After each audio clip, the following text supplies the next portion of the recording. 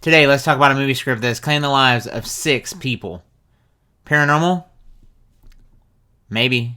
Cursed? I don't know. Eerie? Oh yeah. Let's talk about it.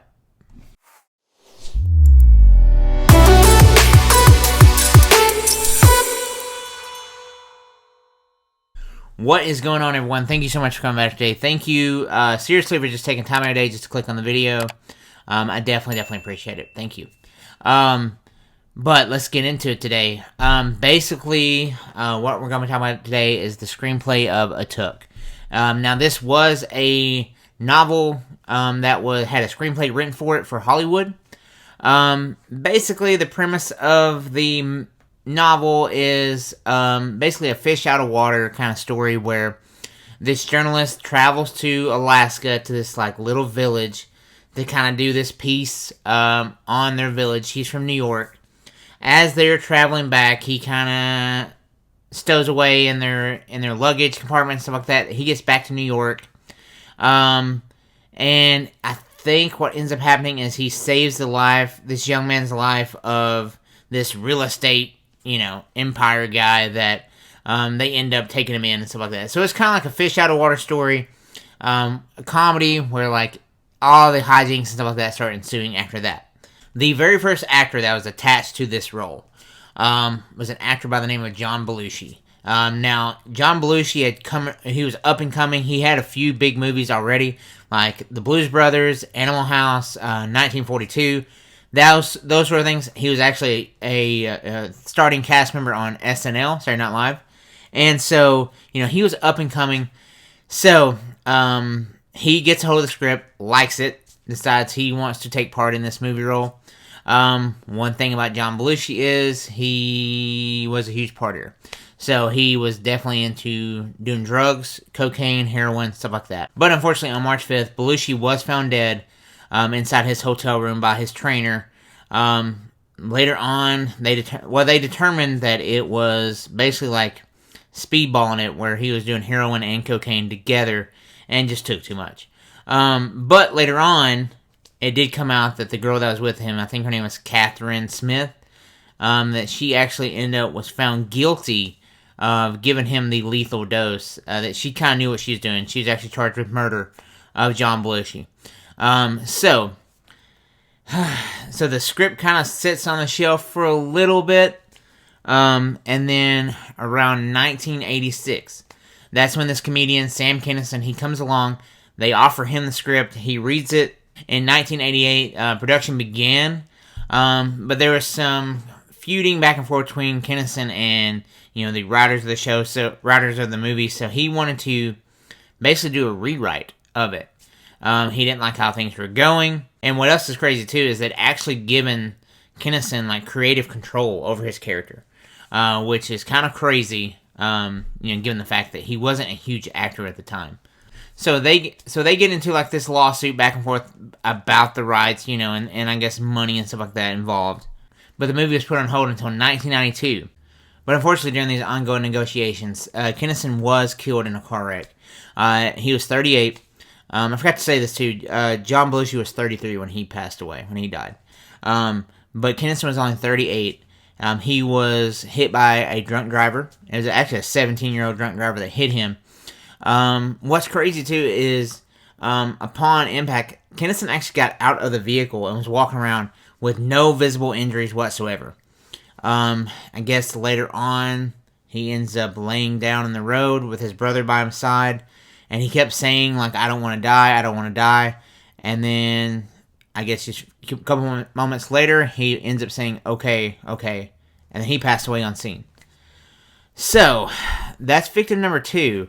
If we're considering this as a cursed movie script, right now it's odd, but let's dive a little deeper. But production kind of refused to let this script go. They really thought they had something good here. So, 1994, they approached John Candy. Man, this one gets me.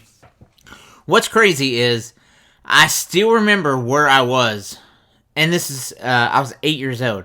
But I still remember where I was whenever I found out that John Candy died. That's so weird to me.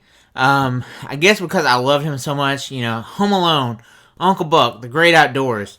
I can't think of any more right now, but just off the top of my head, those movies, I love those movies as a kid.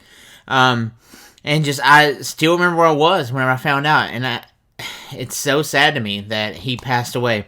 But, he was approached with a script. He loved it.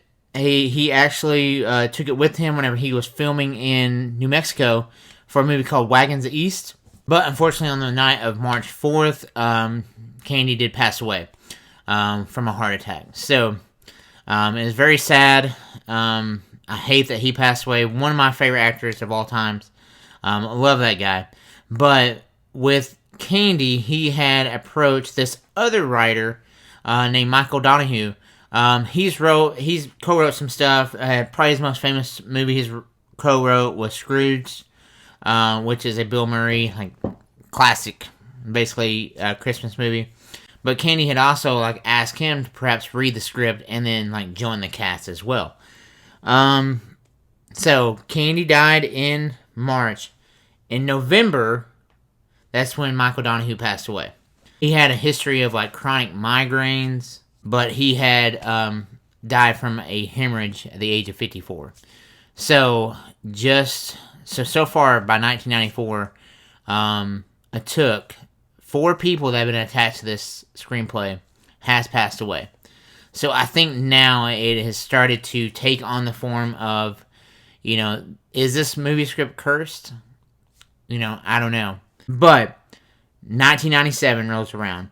The film surfaces again and was offered to the beloved Chris Farley, which I think in 1997, probably Chris Farley was at his hype, still on it. He had made Tommy Boy, Black Sheep, starred in numerous Adam Sandler movies by this time. So, he was the rising star. I think the script, out of all the characters out of all the actors that I've heard, I could see probably Chris Farley playing this the best out of everyone so far. He is kind of that slapstick, just make fun of me kind of humor. So I think he would probably do the best job. But, and what's crazy too is Chris Farley idolized John Belushi. Just thought he wanted to live his life like John Belushi. But just a few months after reading the script on December 18th, Chris Farley was found inside his apartment where he had overdosed. And he was found by his brother, which I couldn't imagine walking in and finding your brother dead on the floor. But he was 33 as well. So that is just crazy that John Belushi and Chris Farley idolized Belushi, and he died the exact same way. Apparently speedballing, heroin, and cocaine. But this next one is the one that I guess was the biggest shock, I guess you could say. Chris Farley was a shock. John Candy was a shock, but this one is just tragic. Farley had approached his dear friend, Phil Hartman, who was an SNL character, played in in the 90s, it was hard to find a better supporting actor than Phil Hartman, because he was, just in all the, it seemed like all the movies that was produced by Lorne Michaels, SNL, Hartman was there. He had read the script, Farley had approached him about, being in it as well. And then, I guess, Phil Hartman and his wife, Bryn, was getting into an argument. Hartman was going to leave her because apparently she was back on drugs. She was kind of jealous of his success because she was an aspiring actress as well, but she never reached the fame as Phil Hartman. And so the story goes that he told her that he was going to leave her if she started using drugs again. She waits for Phil Hartman to go to sleep, goes into the room and shoots him twice in the head and once in the side. She then leaves and drives to a friend's house and basically tells them what she did. So they drive to the house, and then they get there, see the body, they call the cops. When the cops arrive, they escort the children out of the home that are still there. And she had locked herself into her room, and before the police could get to her, that she ended up committing suicide as well. So since 1997, this script is set on the shelf. Will it ever be made? I don't know. I mean, I don't think anyone at this point right now. You can say whatever you want to in the comments, whether it is cursed or or there's something else attached to it. I mean, the script is about an Alaskan Eskimo that gets like stowed away and goes to New York. I don't think there's anything like satanic or anything like that that's attached to this movie, but somehow all these coincidences just keep happening. At this point, I have to say the script is cursed. I don't think you'll ever find an actor or at this point an actress that would even read for the movie. I certainly wouldn't. I mean, let me know down in the comments, guys. Would you read for this movie? Would you want to be a part of this movie? I certainly would not. But I think, as for now, this movie will stay on the shelves. This movie will never see the light of day. And I think that's probably a good thing. So, thank you guys for watching so much. Drop me a comment down below, guys. Out of these actors, which one were you most shocked about? Do you remember where you were when John Candy passed away? But that's all I have for you guys today. Mom, I love you, and I'll see you guys in the next video. Thanks.